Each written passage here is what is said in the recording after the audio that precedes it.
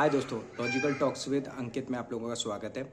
और आज है 2 अप्रैल 2026 और जैसा कि बाकी देशों ने, जैसे ऑस्ट्रेलिया हुआ, यूके का हुए प्राइम मिनिस्टर हुए और ये सारे देश अपने मतलब कहते हैं ना कि पब्लिक को, अपने देश की जनता को वो कर दिया है, उन लोगों ने इंटीमेट दे दिया है कि आने वाले 3 से 4 महीने 5 महीने बहुत प्रॉब्लम्स के होने वाले हैं। तो अब ये उम्मीद लगाई जा रही है कि मोदी जी भी आके कुछ बोलेंगे। तो भाई साहब, आप लोगों को पता होना चाहिए, मोदी हमेशा 2 कदम आगे बढ़ के ही कदम रखते हैं। वो बहुत प्रिपेयर कर रहे हैं अपने आप को। और ऐसा नहीं है कि उन्होंने सिचुएशन के अकॉर्डिंग उन्होंने कोई डिसीजन नहीं ले रहे हैं वो डिसीजन जिससे कम से कम इम्पैक्ट पड़े। और वो इस चीज़ को, सिनेरियो को समझ रहे हैं। ये सिचुएशन छोटी मोटी नहीं है। और देखिए, आप लोगों को ये समझना पड़ेगा, जो स्टेट ऑफ हॉर्मोज जो जिससे इम्पैक्ट हो रहा है, उससे सबसे ज़्यादा इम्पैक्ट किस देशों को पड़ रहा है? उससे सीधा सीधा सबसे ज़्यादा जो इम्पैक्ट है अमेरिका की नज़र में, उसको भी मालूम है सबसे ज़्यादा इम्पैक्ट किससे पड़ रहा है। ऐसा नहीं है, लेकिन इससे उसे बेनिफिट है अमेरिका को हुई, और छोटा मोटा उसे इम्पैक्ट है, उसे मालूम है। देखिए, अमेरिका की 3 चालें हैं, अगर आप समझें। उसने एक तीर से 3-4 चीज़ों को उसने कंट्रोल किया हुआ है, अगर आप उस चीज़ को, सिनेरियो को समझें। एक, उसने अपने कॉम्पिटिटर चाइना को एक तरीके से बहुत अच्छे से कंट्रोल कर दिया। इस चीज़ से उसे थोड़ा सा पीछे लाया हुआ है, ठीक है, क्योंकि China at the end of the day इस चीज़ से परेशान तो है, इकोनॉमिक टर्मोइल पड़ रहा है। दूसरा, उसने एशिया मार्केट में जो मतलब कहते हैं ना कि एक एशिया जो पावर जो बन रही थी, उसको सीधे सीधे उसने चैलेंज कर दिया।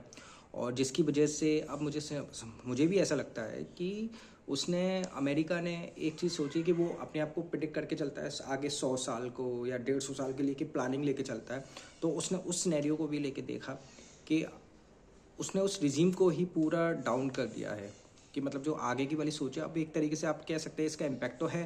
तो अब ऐसा नहीं है कि अमेरिका पे इम्पैक्ट नहीं है, यूरोप देश कंट्रीज़ पे इम्पैक्ट नहीं, सब पे इम्पैक्ट है। लेकिन जो सबसे ज़्यादा इम्पैक्ट पड़ेगा वो at the end of the day Asia countries पे ही पड़ रहा है, जिसमें चाइना है, इंडिया है। आप समझ सकते हैं सबसे ज़्यादा परेशान होने वाले देश यही हैं।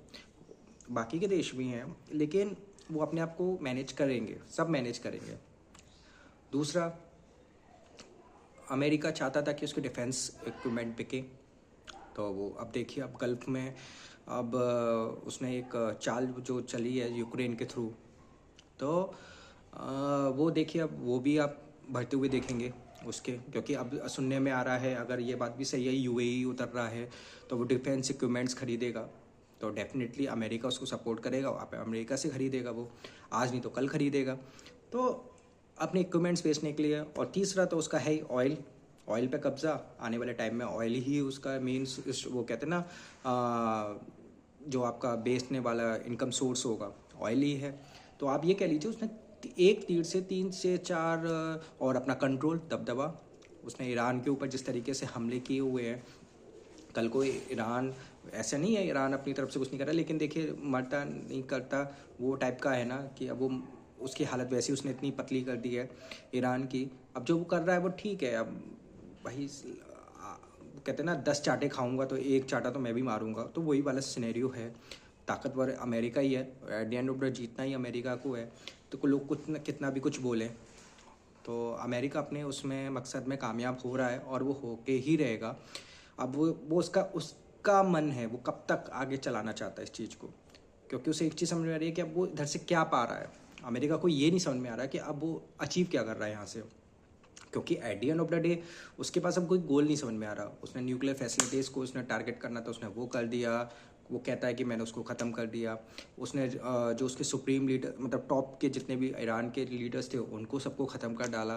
कुछ बचा ही नहीं है। मिलिट्री में अब उसकी जो जितनी भी नेवी, एयरफोर्स वगैरह थी, वो भी सब ख़त्म कर डाली। तो अब बचा क्या है? अमेरिका को यही नहीं समझ में आ रहा कि अब वो करे तो करे क्या।